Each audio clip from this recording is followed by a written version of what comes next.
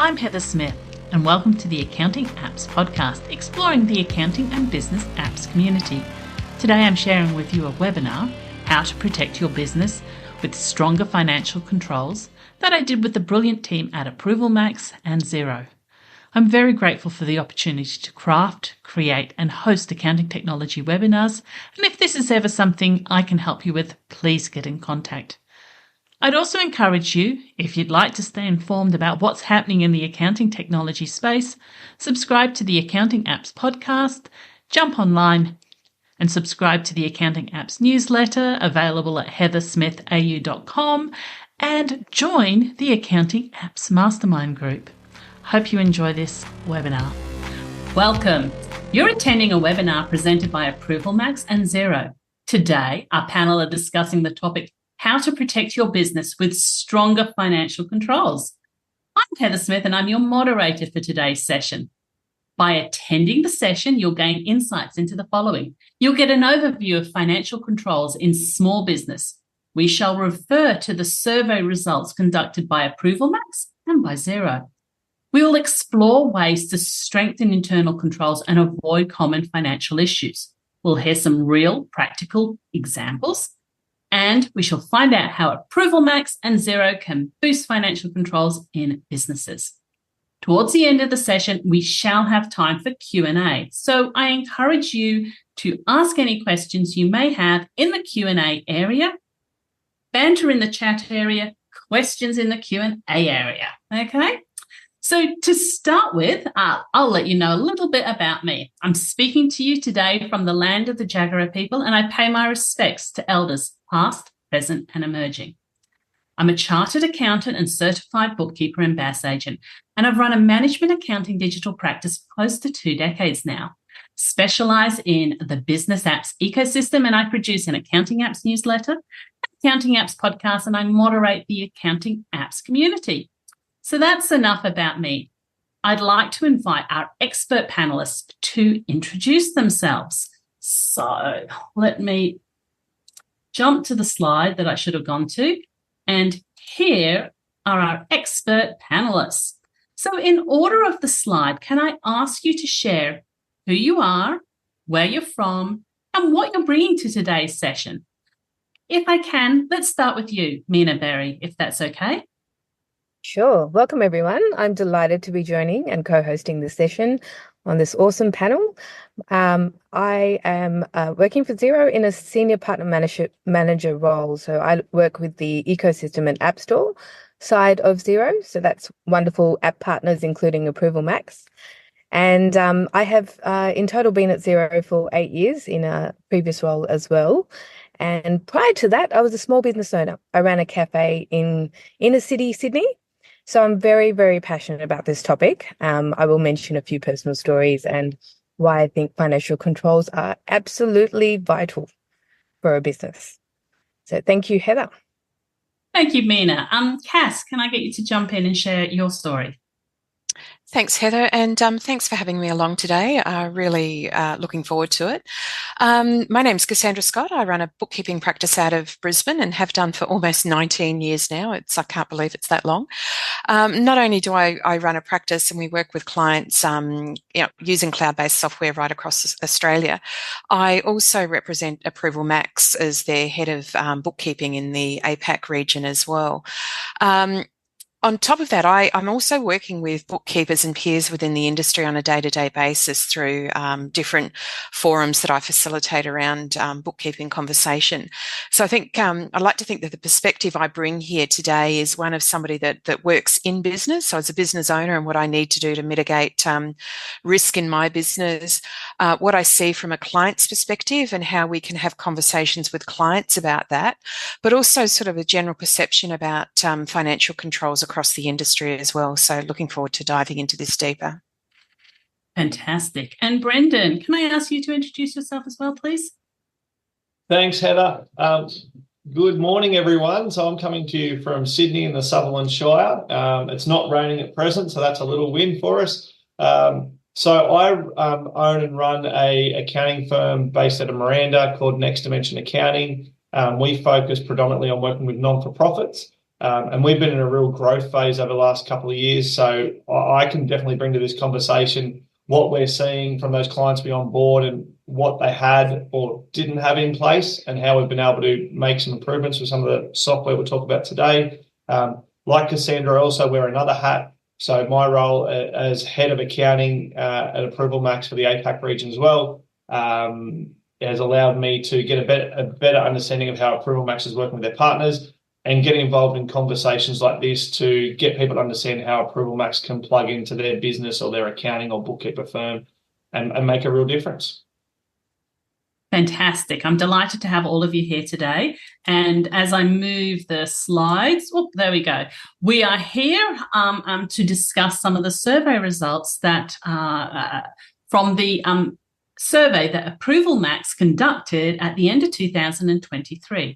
And so on the screen, you can see the results here. And we also have some results from Xero that Meena is going to bring to the conversation. But I'd like to take some time to deep dive into these results, and I'm keen to hear your reactions. To start with, which of the survey results closely align with your expectations, what you're seeing out in the industry? Happy for anyone to jump in and answer that. I think simply all of them, Heather. I think they're actually really reflective of what is happening out in industry and what we're seeing from a practice perspective on a day-to-day basis with our clients. So, yeah, I think they're pretty accurate results. Always comforting somewhat when what you feel is what's happening in the survey results. Anything to add to that, Brendan? Yeah, I guess looking at all those percentages, the one that stood out to me is that the builder PO matching had the lowest percentage. That in my experience, POs are rarely used, and if they're used poorly. So I found that interesting as to where that sort of stood, because, yeah, I thought it might have actually been a lot lower. Fantastic. And we do actually have 2 pages of survey results, so I will sort of move backwards and forwards between them, because so we can embrace what the 2 pages of survey results. I wonder, Meena, if you had anything to add to that, or if yep, go. Sorry, I was just going to back Brendan's point there. To Brendan's point, we're also noticing at Xero that purchase orders are not being used actively, widely enough with SMEs. Even in my previous lifetime as a small business owner, I myself have been guilty of that. And it's a case of a mindset shift where a lot of SMEs think that because they're small, they can get to it later when they're growing, they're bigger, when they're doing lots and lots and batches of orders. But it's important to get the foundations right early. So we definitely see that as well on our side. We certainly see purchase orders being raised from some of the larger organisations, and particularly if our clients are dealing with any of the larger businesses, so mining companies, government organisations, those things. That, I think, is where there's probably a bigger percentage of clients using POs. But yeah, absolutely, Meena. I think in the smaller businesses, if they're using them, it's because they think they have to issue a PO, but there's not necessarily any integrity around their PO process, around checking back to bills or even checking dollar values in simple terms. So, yeah. Absolutely. And if you go back to the times when everything was manual, you could say, yes, there was more paperwork involved, and that's one of the reasons why people didn't do it. But with automation, that there shouldn't be any extra time, involved that's going to make it ludicrous to actually do it. And the second thing is, a lot of people, small business owners, I had no idea that was legally binding to start with, and it could help me with dispute management if it ever was an issue with my suppliers. So it's just some education, simple education around what advisors can tell their clients to help them avoid trouble in the future. Thank you for that. So I'm keen to know, we've talked about what we expected to see there. Are there any survey results that surprise you? And why do they surprise you?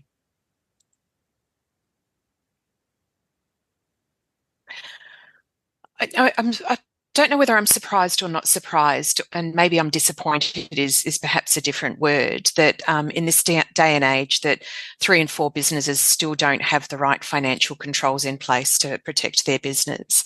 So am I surprised? No. Am I disappointed? Yes. And probably the reason I would say that is financial controls aren't just limited to the tech environment that we're working in today and the cloud solutions that we use today. I think the sense of financial controls should have been a legacy from, older systems and become part of a business's DNA. But I don't think that's ever been the case, which is really, really disappointing, which is what then exposes businesses to financial risk. So surprised, no. Disappointed, yes. And I think what we've got to continue to try and do as an industry is to educate business owners as to the value of financial controls. Thank you. Thank you for that, Cass. We don't want to be disappointing you, Cass. So everyone, please, businesses, do not disappoint Cass. Can you share a story or examples where a lack of internal controls has significantly impacted a small business? And how did it impact their operations or their financial stability? So have you come across businesses that are lacking these internal controls that have had troubles with that? Look, I think we've all come across these types of examples, and I've got a couple that I've just floated up onto my screen, and I'll actually toss the links into the chat box so people can follow them through. And what disappoints me is that both of them have got bookkeeper in the title. The good news is they're not external bookkeepers, they're internal bookkeepers, but basically bookkeepers are defrauding clients' businesses. And there's one particular one about a Marie, who is a bookkeeper or was a bookkeeper within a construction business. $4 million she actually managed to defraud the business of, and then turned around and said to the client, it's actually said to the business owner, it's your fault because you didn't have the right financial controls in place. So I've just popped the link in there.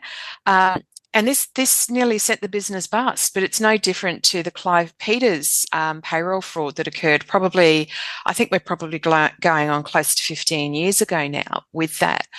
And the other comment I'd make too is it doesn't matter what your profile is out there in the world, you are still subjected to or can be subjected to fraud. And, for anybody that's into the surfing community and in New South Wales there, Tyler and Owen Wright, who are two, really high profile surfers, again, have had their bookkeeper defraud them of over $1.5 million. In both of these instances, simple financial controls could have actually prevented these from occurring or could have identified them much sooner in the cycle and minimised risk. Both the construction business and also the surfing people, it nearly took them to the wall. And that's just talking about the financial stresses that are on the business. That then doesn't talk about the emotional and psychological stresses that are imposed on the business owners, because people were able to commit fraud because there were a significant lack of financial controls. Thank you for sharing those two stories, and they really resonate, I'm sure, with the community. Do you have anything to share, Brendan, about stories that you've come across that were situations that they lacked internal controls? Look, so definitely, Heather. So the angle I was going to take from today is away from the fraud aspect, which is massive from an impact to the client's bank account. I've seen a number of clients where they've grown, and the way their financial controls worked was the CEO or the owner basically had full control over approving every single bill and authorising all the payments. And what happens was, as that organisation grew, their ability to keep their finger on the pulse of all the bills and all the payments and where they're up to and what had been incurred and what had been delivered, they couldn't do it anymore because the business had grown too big. But their only way of feeling comfortable was being in control of everything. And what that meant is I saw a number of clients where they ended up finding out they were approving bills twice, they were paying them twice, and that was causing them issues as far as obviously paying the wrong supplier, but their time was being used in the wrong area of their organisation. It should have been focused on strategy and governance and managing the team. But they were too busy approving bills for an ink cartridge for $50. So I think that's where financial control can actually unleash and take the shackles off the CEO and actually bring some accountability to your team and allow them to have a bit of ownership and enjoy in their role. I've had another client where they had a number of funding streams, and so they each had their own budgets, but they never saw any of the bills that went against their account line until the end of the quarter. And then there was all these arguments of whose bills were what, because the bookkeeper did it all. So bringing ApprovalMax in allowed people to own their account code. And if you approved the bill and it wasn't your cost, well, you approved it to your funding source. So that's on you now. You've got to take responsibility. So I think that's the bit that I like about financial controls, is they allow you to grow and spread the accountability across your team, because without them, you just can't grow fast. You just can't grow into the organisation that you want to become. Mm. I actually like your comment there, Brendan, about spreading accountability across a team. And I think that's one of the challenges that many business owners face, particularly in high growth strategies or high growth periods of time, in that once they realise they don't have the capacity to do it themselves, they engage somebody else to do it, and it's generally a single person. And then all of that responsibility that they held has then transferred automatically to that other person without any checks and balances being in place. So I like the concept of accountability across a team, because it means you've got, we work in bookkeeping and accounting. We've got debits and credits. It's the check and balance on everything that we do. Accountability across a team is the debit and credit of financial control from my perspective there. So yeah, I think that's a great way to frame it. Absolutely. Meena, did you have anything that you'd like to add there? Yeah, absolutely. Just speaking from the small business days, when you think you're running a tightly controlled ship, that in your mind that could be that it's you, a partner in your business, and maybe two trusted employees, and you're giving too much power to a few people, and without that double checks and independent accountabilities spread across, it can be a massive risk. And then there's times when you think business is running smoothly, but when it's like you go on a holiday or you're having a baby or, some big life event happens and you hand the reins over to somebody in that trusted circle, that can expose you significantly. And I've actually had that happen to me in a previous business as well. So, yeah, it's absolutely important to spread that accountability across and have double or triple checks in place, so it's not always the same person performing all the duties. Absolutely. Separation of duties is paramount. I think if there's any small business owners on the call as well listening in, we're actually not suggesting that anybody in your business is intentionally trying to commit fraud or is doing it. However, I think statistically you'll find that most fraud is committed by somebody and somebody within your business. So sometimes even just getting an external review to come in, and this is where your bookkeeping or accounting partner can assist as well, to just come and run their eyes over your existing systems and see where those gaps are, can just give you peace of mind, but it may also identify somewhere where you are very, very heavily exposed, and they can suggest and provide you with strategies about how to mitigate that risk as well, and just give you peace of mind that allows you to sleep a little bit better at night. Yeah, absolutely. And even if you're in the position of having all of that control and having access to the client's bank account, that's a really stressful position to be in, and wasn't one I was ever comfortable with. And you frequently see people being pushed into that, and putting something like ApprovalMax or these work control, these controls in place helps everyone, sets their mind at ease. So 70% of businesses don't have automation to confirm receipt of goods and services before making payments. And 67% of businesses are not using automation to verify and approve suppliers. So what do you see as the consequences of the lack of automation in these processes around the receipt of goods and around the approval, verification and approval of suppliers. Do you have any comments on that one? I think the approval of suppliers one is interesting at the moment. And, you know, because I sit in the bookkeeping world and we're often working with data retrospectively at times. So, you know, we'll get the document after it's actually been paid. And one of the things I'm actually starting to see more of these days is suppliers that are refusing to quote ABN numbers. So to meet our compliance requirements, we should have valid tax invoices. And if we don't, we're supposed to remit, you know, 47.5% to the ATO. And if we don't do that, then the business potentially loses the deductibility of the expense. So we're having those conversations with clients after a supplier has been paid on a non-compliant document, where stepping through a supplier approval process in the first instance would actually remove and mitigate that risk. And we're seeing it in situations where we've got people that are claiming they're from these non-government, non-official, don't need an ABN, citizen of the world type. I call them the tinfoil hat people. But it's that sort of trading structure that is actually starting to become more prevalent. I think I've probably seen more of it in the last 12 to 18 months than I had in the last, 10 years.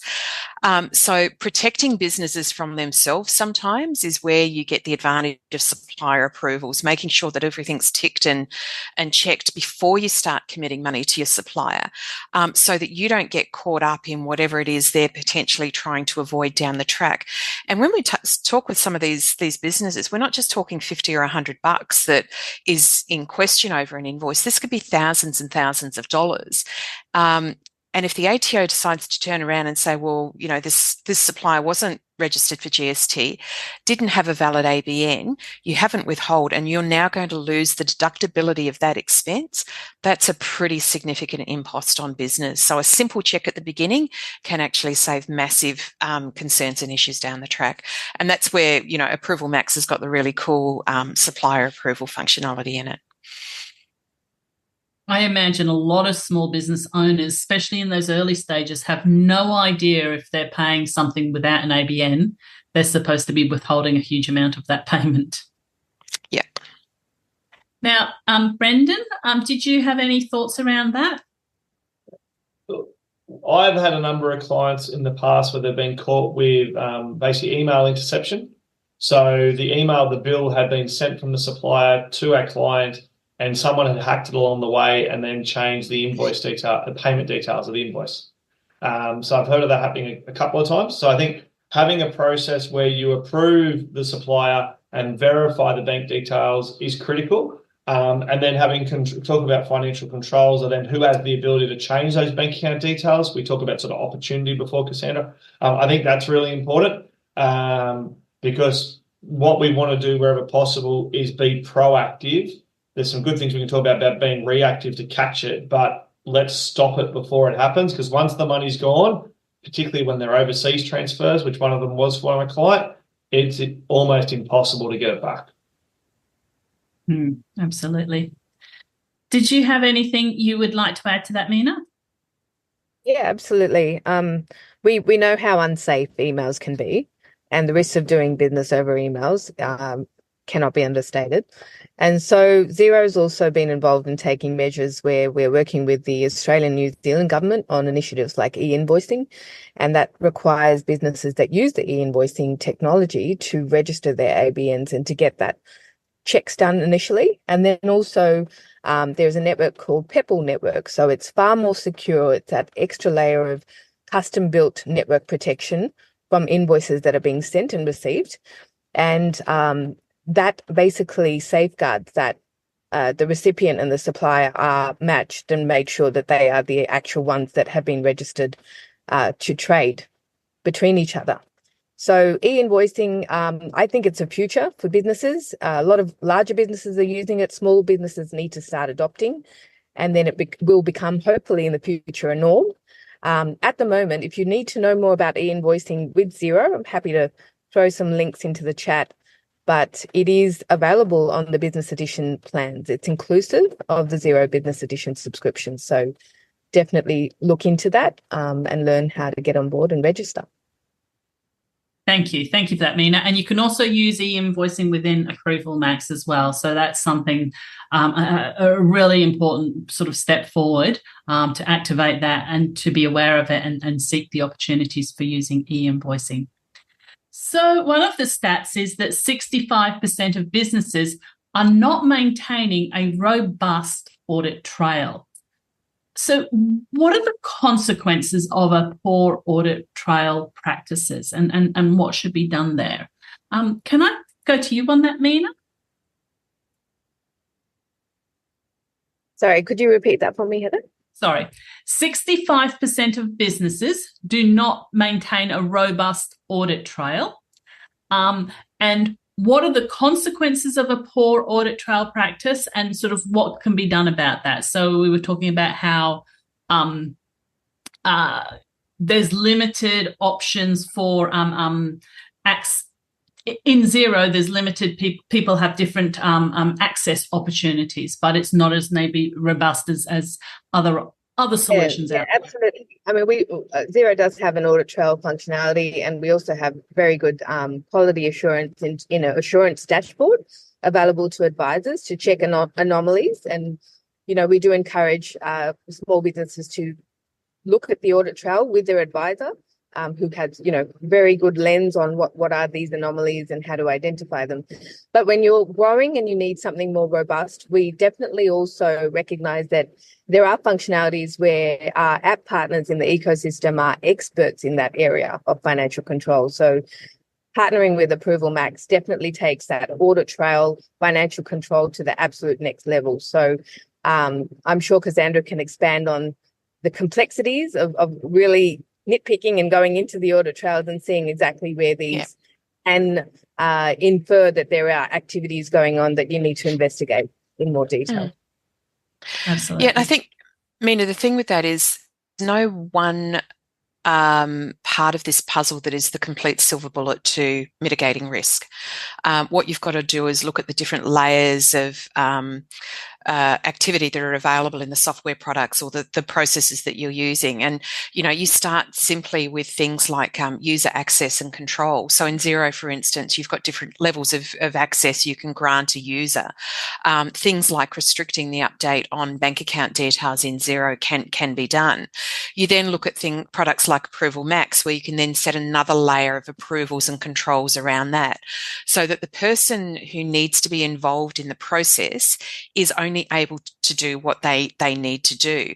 That then links back to, you've got awesome audit trails in actually both of the products, both ApprovalMax and in Xero, that if there's something that's not quite right, you've got the capacity to start to review that and see the history of everything that's been done. I love the audit trails in ApprovalMax because they transfer with the documents as well.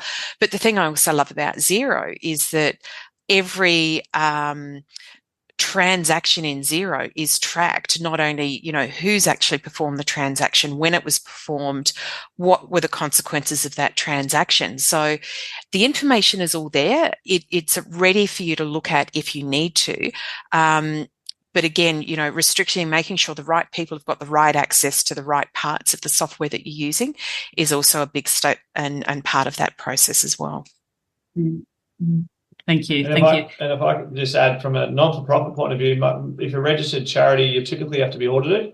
So having your audit trail within Xero, where the auditors can get access and see it all without having to ask you questions and approvals, makes things so much easier from an audit point of view. Mm-hmm. Yeah, absolutely. And if it's not happening within Xero, that's when you have the opportunity to lean on the ecosystem around Xero and tap into solutions like ApprovalMax to get that deeper level of audit trail that People for Business requires. So with that, segue straight into what role do you believe technology plays in shaping financial controls within micro and small businesses? So what role do you believe technology plays in shaping financial controls within micro and small businesses? I'm keen to hear your thoughts on that, Brendan. To me, it makes it accessible to all. When you look at the monthly cost of some of these add-ons or the likes of Xero, to plug that into your business for the time it will save from doing it a manual way, which is just, and today with work from home environments and dispersed workforce, that's just not possible. And on top of that, for even the time saving, if you can just stop one payment going that shouldn't have, you've got your return on investment. So I think it's, if we're having this conversation maybe 10 years ago, you could say, yeah, look, you're probably not big enough, you're just going to have to make do. I think now it's accessible to all. And, hence where we started the conversation with Cassandra being disappointed. I echo those sentiments because it's accessible. And I think, to me, commercially, the numbers stack up to put these sort of things in place. So, Brendan, you work in the not-for-profit space, and frequently we hear that they don't have money to spend on things. How are you convincing them to spend the money on technology to put these securities in place? Look, when non-for-profits, they realise it's not their money, so a lot of them, they realise that they're sort of they're trying to protect the organisation's money, so it's a bit different from a business owner's perspective. So they don't want to be the one that lets something happen and the money be, inappropriately lost or spent.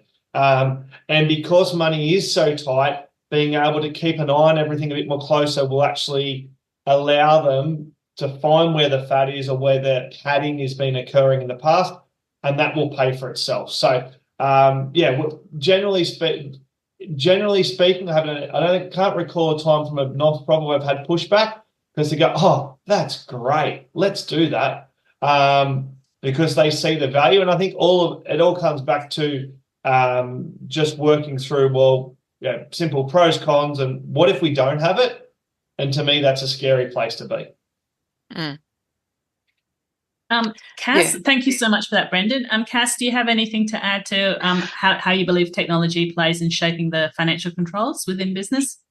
Just supporting Brendan's comment, it's certainly a cost-benefit discussion to have with clients about, a monthly subscription for something. If that saves you, as you said, $5,000 or $10,000 or $100,000, then it's paid for itself in a heartbeat. I think to a certain extent, technology, though, has made people a little bit lax around their thoughts with financial controls. There's almost a sense sometimes that, we've got the tech in place, and I said earlier about user credentialing and those sorts of things, that it perhaps does provide at times a false sense of security. But again, I think tech has enabled businesses to step more cleanly into tools and processes that do support tighter financial controls. So it's this double-edged sword for some businesses. And I guess what frustrates me when I'm talking to a business is when we talk to them about, say, implementing Xero or other software within their business, they go, oh, no, I don't need that. And, oh, gee, that's a little bit of extra work to actually set that up and do these things.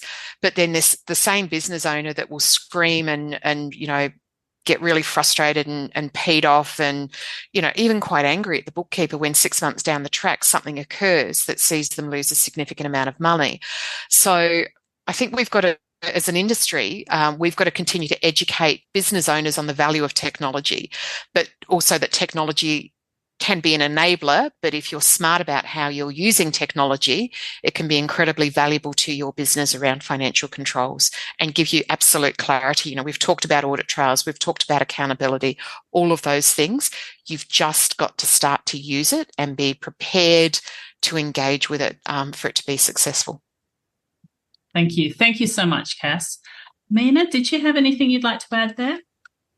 No, absolutely. I just wanted to second to Cassandra's point, technology is an enabler, but that doesn't mean that you take your foot off the pedal and not keep a vigilant eye on even things that are visibly going on in your business with your staff as well. You have to have a balance of course getting technology and also having the reins on your business and not letting oversight of key important areas. Technology is going to be getting better to the point where it's going to be flagging and bringing up more and more information about anomalies. So triggers and alerts and verification procedures. AI is really going deep into that area. So it's going to surface up things as close to real time as possible. And it's stuff like that you just sometimes you can't get that in sort of manual checks that you do. You really need to rely on technology to do the job as well with you. Yeah, absolutely. So, slide change. How can ApprovalMax and Xero help business owners overcome the challenges highlighted by the surveys and build stronger financial controls? So, how are you talking to clients, and what features and functionalities are helping them? Brendan, would you like to touch base on that one? No worries. Look, so from my point of view, focusing on ApprovalMax, my conversation with clients is, instead of having the old approve stamp, you can now make that something that works electronically. So you can set up your rules and go, I'll approve all these bills, but if it's over this amount, I'll approve it. Or if it's this person, I'll approve it. So just being able to really quick and easy, flexible, set up your rules. And when the bills come in, still my favorite feature of ApprovalMax is the budget checker. So if you're forecasting properly or budgeting within Xero, that feeds through to ApprovalMax. So every time I get a bill to approve, which is not too many now because I've delegated, but where it comes to my threshold, I can see straight away whether that's over or under my forecast for the month with that bill, or how much I've got left to spend. So I've got my controls in that sense of, I know how my business is running from a cost point of view, and whether I want to make any changes rather than wait for the end of month reports. I think we all want to know what your threshold is now, Brendan. That's an offline conversation. And one of the things I think you highlighted in there was we used to have the stamps or the chops for the approval, and you have to be physically there to do that, and it means you can just never go away. If you're on a cruise ship or something, you're never able to do the approval if it needs to happen, and it hits your threshold. Cass, do you have anything to add to that? Yeah, again, I think what's important is that as providers to businesses, we understand our clients' businesses deeply. And when we're working with a particular client, what we're taking into that client is not just necessarily the knowledge of that client, but it's everything else that we've done for everybody else that we've worked with, and we've got that experience. So we know what best practice solutions are. We know what the tools are that are going to best support that client's business to build those financial controls in. And I think when we're talking about the likes of ApprovalMax and Xero with clients, because we've experienced it previously, we're able to really articulate the value that they can bring into a business. And in some instances, ApprovalMax won't be needed because the controls in Xero will be more than adequate. In other instances, you'd say, look, ApprovalMax is your best solution, and these are the reasons why. So, what does your client need? What are their levels of accountability? Why are they wanting these? Brendan's talked about budgets. We've talked about cost center management. We've talked about the right person in the right job, approving the right thing at the right time.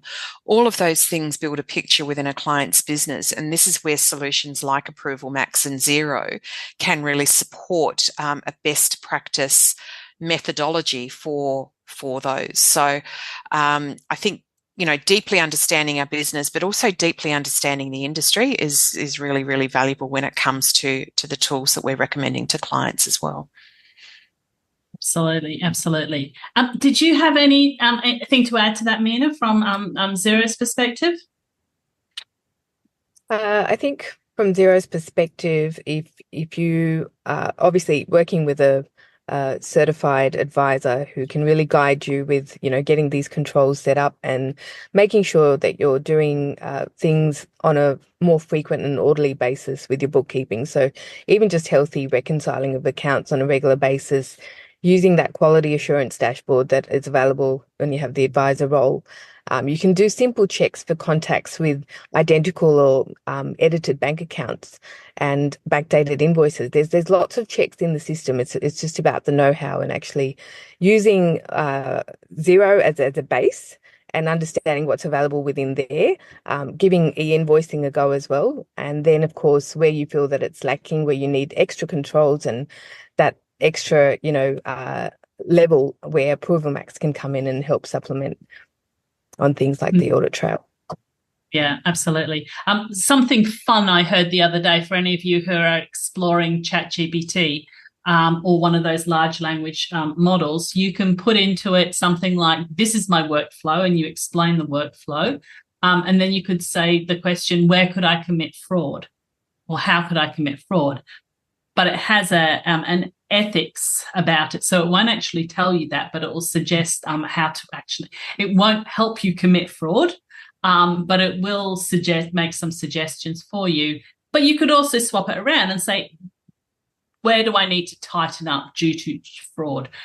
Just useful. You have your own thought process for this, but also having something else come along and have banter and brainstorm with something like that. Now, we do encourage you, if you do have any questions, to ask them in the Q&A area. I would like to just bring one up that maybe someone can answer. Let's see. What software works with Okay, it just disappeared on me. Maybe it just got answered then. Okay. I don't think any of the others that are sitting there are sort of questions for us. So then I will pop back here. But if you do have any questions, please drop into the Q&A area and I will ask them. Are you able to share with us a successful case study where the business integrated ApprovalMax and Xero, they enhanced their financial controls, and what were the tangible benefits observed? Cass, can I go to you on that one? Yeah, mine is probably not a successful one ultimately, but a successful one in the beginning. In that we implemented ApprovalMax into a client who had absolutely no cost control whatsoever, and was providing services to developers and builders and major civil contractors. And when we started working with them, we couldn't trace anything. We were trying to find who authorised payments, who authorised bills, who authorised purchases. There was absolutely nothing there at all.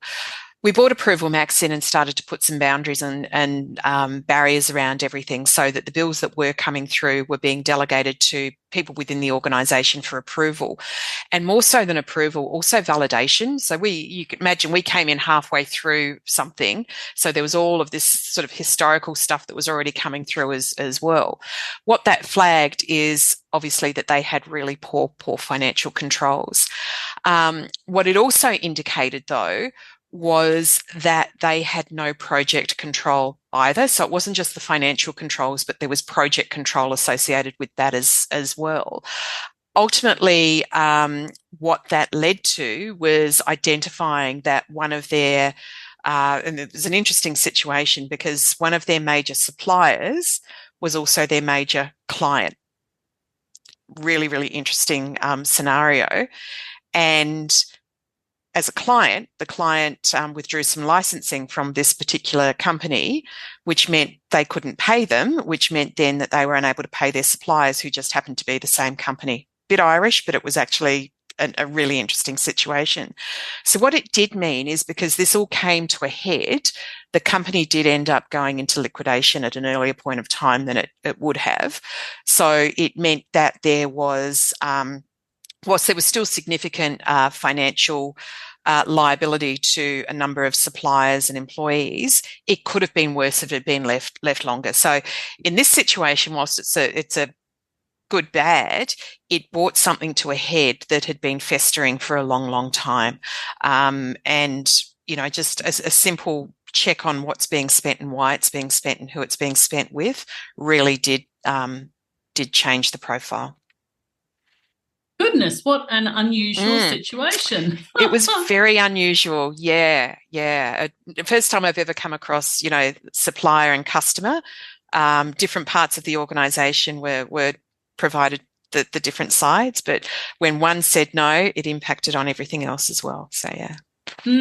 Goodness, what a difficult situation. And sometimes having the technology in place takes the personal feelings out of it somewhat. Provides some absoluteness around it, I think, Heather. Yes. Brenda, did you have any successful cases of where you businesses integrated ApprovalMax and Xero and enhanced their financial control systems? Yeah, so a non-profit I have in Queensland. So the process before we got involved was bills got emailed sometimes to the bookkeeper, sometimes to the manager or the internal contact, and then eventually end up ready to be processed into Xero. Then at the end of I think they were doing fortnightly, a big batch of paper would then be collated with all the printed copies and then would be put on the CEO's desk to basically flick through it all and then to eventually approve the ABA batch. And then in between, she'd have to ring people or walk around and talk to people about different bills because she didn't know what was going on. So by bringing in ApprovalMax, we were able to get, they could then promote that all the bills could go electronically straight through. They were a central email address, which is getting auto-forwarded the text. That was then being managed by accounts. And then ApprovalMax kicked in once it got published. And then it was going to the right program managers first. They knew what was going on. And then, again, setting the threshold, the CEO was only looking at the bigger ones. So then when she got to the batch, she could still look at everything and look at anything in particular, even if it was below her threshold and she hadn't seen it before. But it changed her time where she had to block herself out every 2 weeks to make sure she was at her desk for payments day because that's how people got paid. Now she had the flexibility. It wasn't that big of a task anymore. It meant she was looking at numbers at the right level. She wasn't down in the trenches, which is, that's not the role of a CEO. So she was able to do that better. And then we've now been able to have monthly ongoing meetings with those program managers, and they've already got a rough idea of what's going on because they've already seen the costs come through beforehand. So it really transformed them, and they've grown, I think probably 20 to 30% year on year for the last 3 or 4 years in revenue. And it's things like that have meant they could grow without needing additional admin or accounting support to get that to happen. Because with some, funding and not-profits, very skinny margins at times, they would not be the organisation they were without that. I don't take all the credit, but obviously that was part of the contribution to them growing to the size they are today. Well, that's a fantastic story, and it sounds like you really freed up the CEO's mental capacity to focus on other areas and not just in that particular approval of everything. Definitely. Meena, did you have anything that you'd like to share here? Any successful cases where the two solutions have been integrated? I actually don't have any off the top of my head. No worries for that.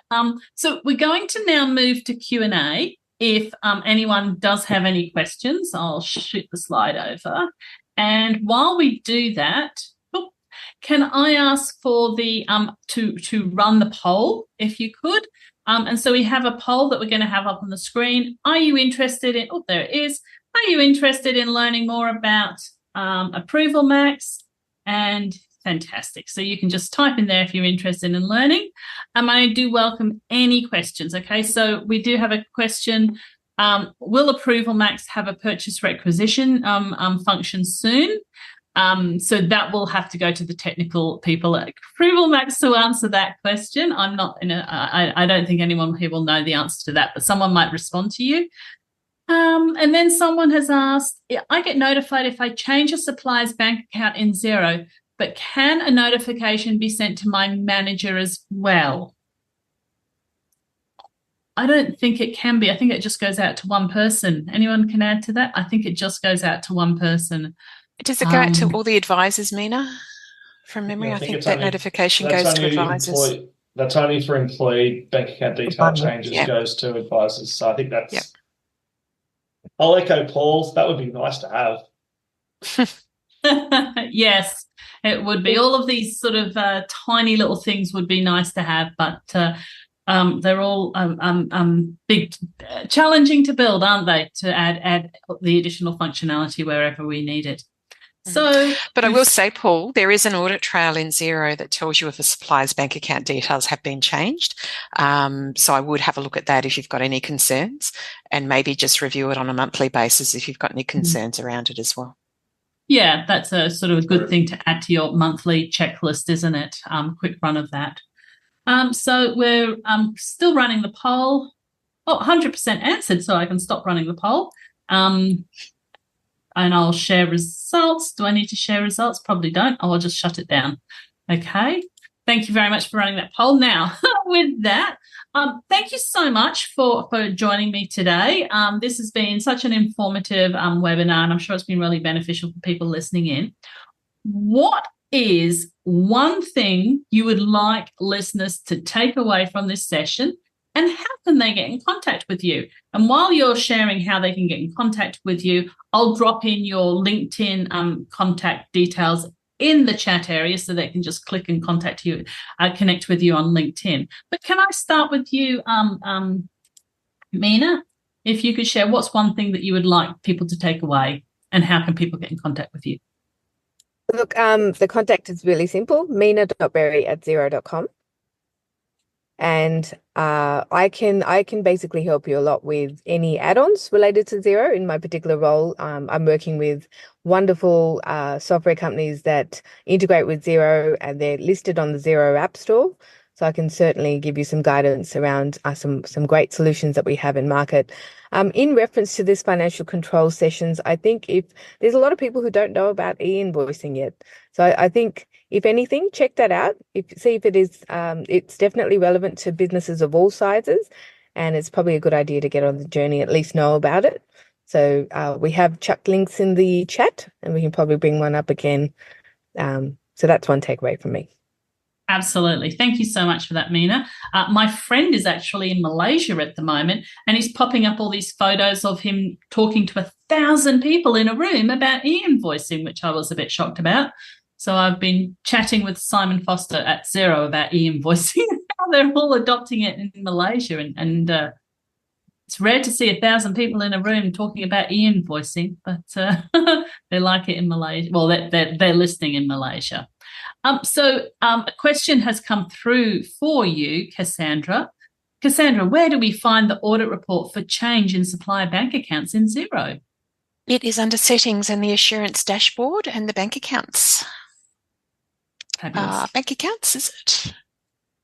Contacts. Contacts? Actually, no. Oh, shoot me now. Yes, contacts. Assurance dashboard and contacts. Yep. It's one of those things that you go in and look at it, but when somebody says what are the steps you follow, you forget about it. But it's under the assurance dashboard and contacts, and you'll see contacts with the same bank account and also contacts whose bank accounts have been edited. So really, really valuable. Excellent. Thank you. Thank you so much for that, Cassandra. And can you also share with us one thing you'd like people to take away with from today's session and how they should get in contact with you? Contact details, again, very simple. Bookkeepers, BOOKKEEPERS at laurus, laurus.com.au. But what I'd like people to take away is if you're within industry, start having these conversations with your clients if you haven't had them with before. So if you're a bookkeeper or an accounting practitioner, start the conversation with your clients around financial controls. And if you're an SME and you haven't thought about financial controls, don't start today. Tomorrow might be too late, so get onto it now. And I'll add there, Cassandra's being modest. She moderates the largest bookkeepers in practice community in Australia. So you can ask her about that and see if you can join that as well, if you are a bookkeeper in practice. And Brendan, what's one thing you'd like people to take away from today's session, and how can they stay in contact with you? No worries. Thanks, Heather. Look, hopefully everyone can take away from this that financial controls are important. And I think the part we've talked about is that the financial controls you had in place last year may not be appropriate now. So I guess it's whether you've got some in place or not, or you thought they're okay, revisit it and then schedule a time to revisit it again. So yeah, that continuous improvement mindset. I think that's really important. And it's already these sessions, I always start going, oh, maybe I need to do something with mine. I thought one were really good, but maybe I'll just go and double check so I can sleep better tonight. And then, so that's what I would suggest everyone takes away. And then to get in touch with me, either LinkedIn, happy to connect there, or brendan@nextda.com.au. More than happy to have a chat about financial controls, because most of my mates don't want to, because they more want to talk about sport, which I do. But in this instance, happy to chat financial controls anytime. Fantastic. And we also need to bring out Brendan, spreading accountability. We all like that phrase from you, Brendan. Awesome. It's always good to take the words and explanations that we're using and sort of mirror them when you are having conversations with clients. Sometimes it's what resonates with the person, what's going to influence them, what's going to take them to this level and on this journey. So with that, I'd like to thank our guest panelists, Meena Berry from Xero, Brendan Lucas and Cassandra Scott, and everyone at ApprovalMax and Xero, with special mention to Eloise Craddock and Rochelle Bevis, who assisted in the development and production of this webinar. I'd like to encourage you all to connect with my fellow speakers and I on LinkedIn. Thank you for attending this webinar presented by ApprovalMax and Xero. Today's topic was how to protect your business with stronger financial controls. I'm Heather Smith and I've been your moderator for today. Thank you. Thank you for listening to the audio of this webinar. Let me know if you enjoyed it. Keep up to date with the modern accounting technology landscape by subscribing to the Accounting Apps podcast, the Accounting Apps newsletter, and joining the conversations happening over in the Accounting Apps Mastermind community. I'm your host, Heather Smith, and I'm pretty easy to find on all social media platforms. I look forward to connecting with you.